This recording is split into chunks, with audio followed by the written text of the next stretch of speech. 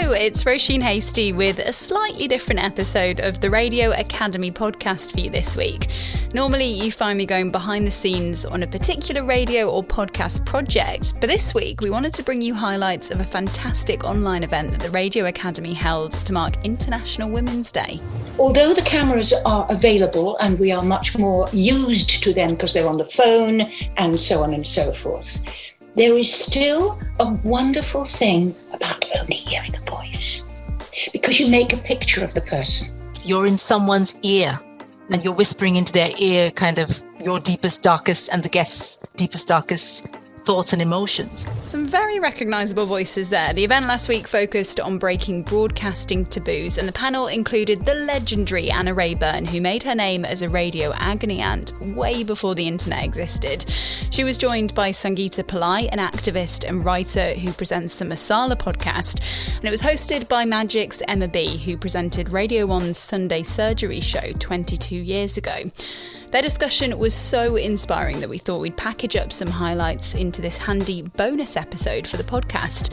So sit back and enjoy, and if you want more, you can watch the whole hour-long event on the Radio Academy website. Hello, afternoon. Welcome along to today's session celebrating International Women's Day, as it has been this week. We are breaking taboos, women, changing broadcasting. Anna, I'm going to start with you. Because the sort of the idea, even the concept of being an agony aunt off air or on air was really, really new. Was this a very structured plan that you had when this all started? No, this is horses for courses. I was the girl at school that other girls went to and asked. I was the girl in the typing pool that other typists came to and asked. I was the girl who always looked and sounded as if she knew, so she went off and found out and made jolly sure she did. But no, there was no plan. I had applied for a job as an agony aunt in a magazine. I had applied for a postgraduate course, which I wasn't going to be taken in on because I hadn't got a graduate degree. And I went to Capital, which at that time was looking for programs in 20-minute segments. And I offered them a segment on this and a segment on that and a segment on talking about problems. And I was interviewed extensively. I kept my famous temper. I think I lost 7 pounds in sweat. And eventually I got the job at Woman. And 6 weeks later, the telephone rang and a voice said, "We want you to come and do it." And so I began 14 years of Wednesday. Isn't this a lovely prospect for you? He's going to have a beautiful head of hair, a 36-inch bosom, and no sex drive. I can see Louise this evening putting his favourite meal in front of him, lighting the candle, opening the windows, making it all look like one of those wonderful drawings or photographs in a woman's magazine, and then saying, "Now listen to me, chum." So I went in and I talked, and they talked back, and we learnt something, and I went away. When I began to do it, what I knew, which we've all talked about off air, which we will now talk about on air, is that people want to talk. They want to talk to Sangeeta. They want to talk to you, Emma. They want to talk to all sorts of people because they're not their mums or their aunts or their mother's best friend or their older sister or their older brother. Story there. Or the doctor, or somebody that you're going to see at shops, or somebody you're going to have to sit across the table from. This is that woman at the end of a line. And so there is space for you to talk about something in a completely different way. You get to say what you really wanted to say, which is how foolish you feel, or how sad you feel, or how lost you feel, which you wouldn't have said to all sorts of other people, and you wouldn't say if you ever thought you were ever going to meet these people. The wonderful thing about radio is the mixture of absolute intimacy and complete anonymity. Sangeeta, is that does some of that resonate with you in terms of Anna saying that she was that person that people came to, because you describe yourself pretty much as an accidental podcaster?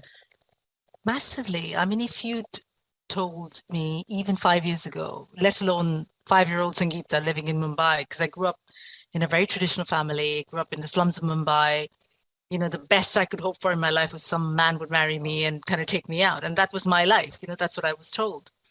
So to be in a place now where other people trust me with the things that are happening to them, sometimes difficult things, and to then be given space or access to their lives in this particular way feels like a huge privilege. I'm Sangeeta Pillai, and this is the Masala Podcast, a Spotify original where we talk about all those things that we're not supposed to talk about as South Asian women. Sex, sexuality, periods, menopause, mental health, nipple hair, shame, and many more taboos. It was always, I am not good at, I can't do this, I'm incapable of doing anything, what is my value, what's my worth? It's time we heard the voices of real South Asian women, not just those we see in Bollywood or in mainstream Western media. About 3 years ago, I was typing into Google, what is a podcast? I kid you not. I really am. So I was doing these workshops for South Asian women. So I used to work in advertising for many, many years, came to the UK about 16 years ago. And when I was working there, I was like, I need to do something else. This doesn't feel right, and starting to think about that, I went through like this huge mental health breakdown. Coming out of that, I started to do some workshops and getting South Asian women into rooms to talk about some of the stuff that we experience. And I was thinking of what else could I do that would bring this out into the world in a bigger way than a workshop. And literally by accident, entered a competition with Spotify. They were trying to find more women of color podcasters. On the last day, I think someone sent it to me on Facebook and started to do Masala podcasts. It was completely, unbelievable to me now sitting here talking to you. Even when you said, Emma, at the beginning that we're broadcasters, there's that sense of like, who's Emma talking about? That's not me. I think, Anna, it's really, I think it's really worth explaining what the temperature was like when you started in the 70s and 80s about talking about these things, these taboo subjects, women's issues. There was nothing really else like it, was there? No, and it was fine if you talked about it. There were set ways you could talk about it. You could talk about it frightfully formally because you were a medical practitioner or a specialist. You could talk about it as a dirty joke because that was accepted. You could talk about it with your close, very close friend. I say it singular because I don't think you have 26 of them. I think you have one or two if you're really lucky. And you could but you might not get the information you needed. So the tone of this is actually the thing that's important. We all have different voices, but we have quite specific tones which have meant something to enormous numbers of people who've said, well, I may not like her, but at least she'll do her best. I may not like her, but she's honest.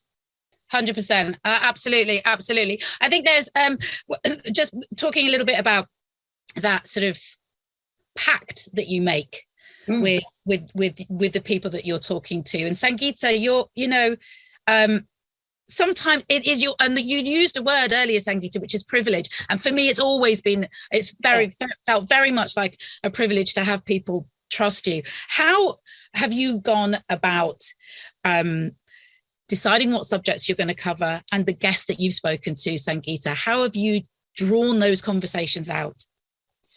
To me, it's a really organic process. So I don't have a list. I'm not looking at celebrities. It's not any of that. I find people on social media who have interesting stories. And the thing I'm after is authenticity. If somebody is willing to kind of really open themselves up to me, because I do that with them as well. And when we could, I'd invite them over to my kitchen table, literally make them a cup of chai. And we'd sit across, I'd put the microphone kind of in between us. And it was literally as if we were having a discussion. And I think the thing I look for, and I do like a pre-interview call, is literally that one word. It's a very overused authenticity, but that's what I'm after. I'm not interested in kind of people's personas or what they present or any of that. I just want to know what is it really like for you? Whatever your life experiences, whatever your trauma, whatever your difficulty. Talk to me. How does it feel? And often I will talk about a particular thing that it resonates with me as well. And I'm very open. I'm very vulnerable. I think one of the joys as well about talking about emotional subjects that are difficult is you never quite know where it's going to go. Oh. And I'm very sure, Sangeeta, you've had times when you've thought a conversation is going to go one way, and we're going to talk about this, whether that's arranged marriage or condoms or birth control, and it's taken a completely different turn. How do you deal with that when that happens?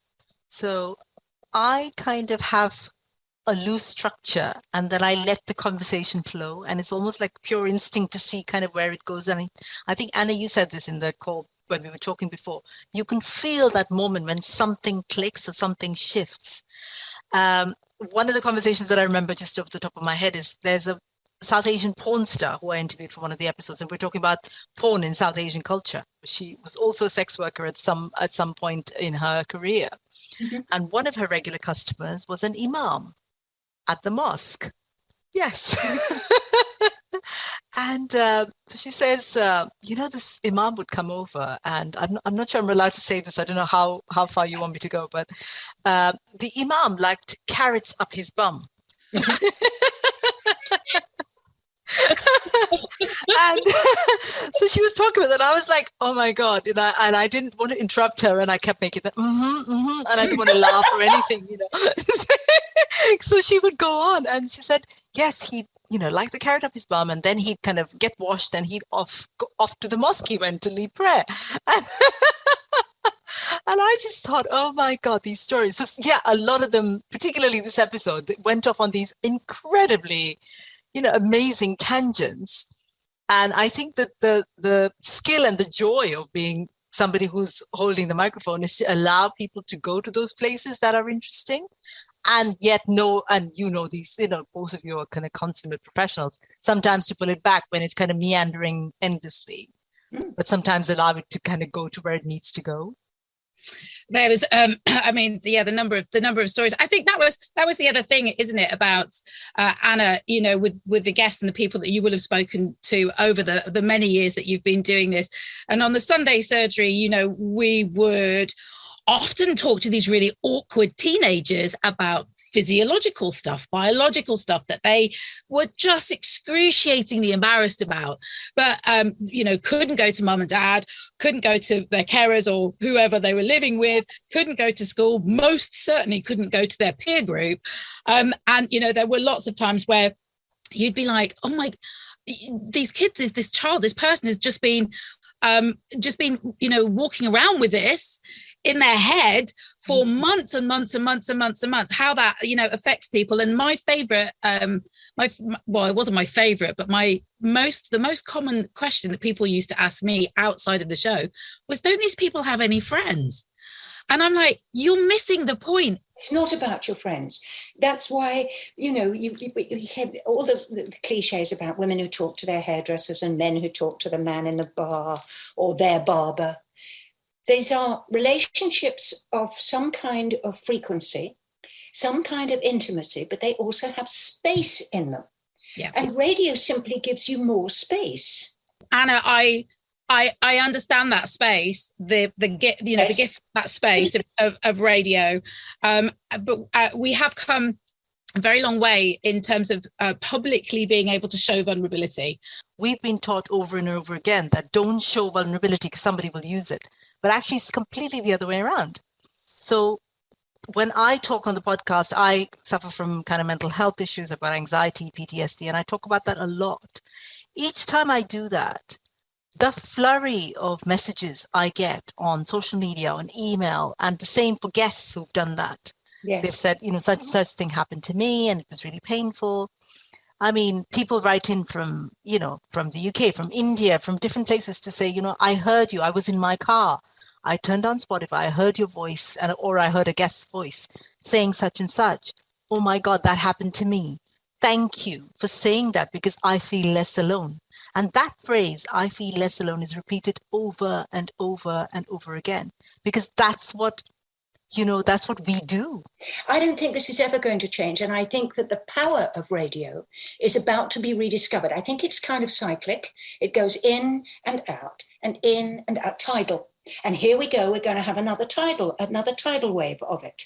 Because although the cameras are available and we are much more used to them because they're on the phone and so on and so forth, there is still a wonderful thing about only hearing a voice, because you make a picture of the person.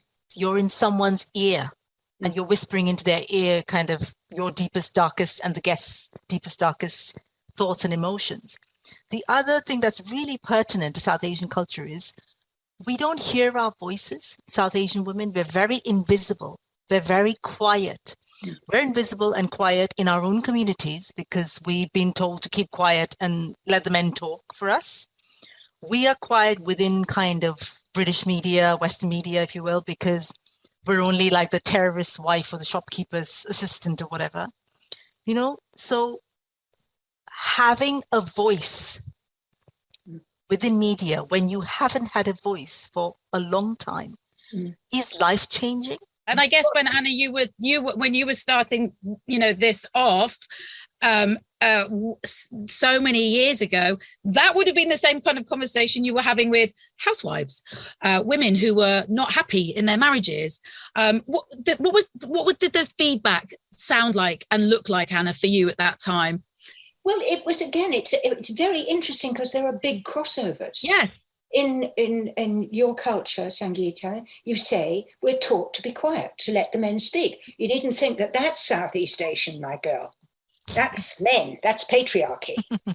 And you have to be a very particular kind of person. You have to have a very particular kind of emotional and verbal toolkit to be able to do anything else. Here at Magic, we're in the middle of it's our menopause month, so it's a month worth of conversations around menopause, and whilst huge strides have been made, I cannot get over how many women still feel shame about admitting they're not coping. Yes, and that the menopause has just been written off as this broad stroke of bloody hot flushes, excuse my language, and actually underneath all this, the physiological symptoms, which are debilitating and awful, there's this huge pressure to remain calm, to remain in control, to remain juggling all those balls. And that's the thing that is being fed back to us now, with all these listeners getting in touch and going, oh my God, I'm not the only one that's not coping. And there's still so much fear about coping in this world, about not being seen to be not coping. I cannot believe it. It still shocks me. It really does. Well, what we have is the medicalization of things. And once a thing is medicalized, it's supposed to be dealt with. Yes. But it isn't. Because you can't take this into a nice, neat plan and say, well, that's the menopause. There's the plan, that's the menopause, and now we don't have to worry about that anymore. It doesn't work like that. We're all individuals. There's a very important word which dogs us all as women. And it dogs us whether this is International Women's Day or whatever, and that's perfectionism. And the answer is must be perfect. Well, I was so obviously imperfect in every conceivable way. I'm the girl who said to her father when she was 19 years old, I've blown it. I've made a complete mess of everything. And my father, who was then in his 60s, very sweetly patted my hand and said, darling, I think there's a little time to run yet. Really? We've got some questions coming in, which is super, super exciting. This is coming from Cam, who says, does Anna think that people overshare now compared with the 70s, who probably didn't share enough? And how much is too much? Oh, what an intelligent question. Yes, there are certain people who do overshare, and they overshare because it is a way of controlling the relationship between them and the other person. I think people overshare in the hope that they can get to the bottom of what it feels about in a fashionable, trendy, cool way, which, of course, any one of the three of us would tell you is no way to travel. Sangeeta, this is coming from Audrey, who says that she is thoroughly enjoying the discussion. Thank you very much, Audrey. Appreciate all the comments on safety and space. She says, though, but we're now multimedia. Has that eroded somewhat, and does it matter? I think we are more visible. We are on social media. People can find out, what we're about and everything. But I think to a degree, we control our narratives. And I think how much you kind of allow out into the world of your life on social media depends entirely on you. So I think then we are responsible for our own safety, I think, in some ways. And I think each of us must think about that, because I share a lot of stuff on my platforms, but there are some things I don't talk about because that feels too personal. So I think, I don't know if that answers your question, but I feel like we must try and manage our sense of safety in that sense. Anna, does that resonate with you? That's an extremely good answer, because it opens the door to something else, which is having a sense of privacy. You either, in my time, you had a sense of privacy, and the sense of privacy was actually to do with your independence and your maturity as a human being. It was part of being a human being. It was healthy. We are in danger of anything goes. And I'm with Sangeeta. I don't believe anything goes. I believe there are things which are better I might talk to Sangeeta about. Yeah. If I were lucky, Sangeeta might talk to me about. Yeah. But we would not talk about them over all sorts of other media, with all sorts of other people looking in, because this changes the transaction. On that note, ladies, I'm going to have to draw this conversation to an end. Thank you. You've done so well. Thank you very much for sharing this for us, Emma. It was lovely. Loved that. Thank you to Emma B, Sangeeta Pillai and Anna Raeburn. They led the way where so many others have followed, and it was great to hear their stories and hear what they've learned along the way. I'll be back next week, where I'll be taking a look at Dead British, a fully improvised radio show. Did it ever go terribly wrong? I mean, those have been some of the most delightful moments, and the way we get ourselves out of those scrapes has been just such a source of fun. Thanks for listening, and don't forget, everything we do is supported by Radio Academy membership. It costs just £3 a month and gives you access to all our online events, like the one you've just heard, and much more besides. See you next week.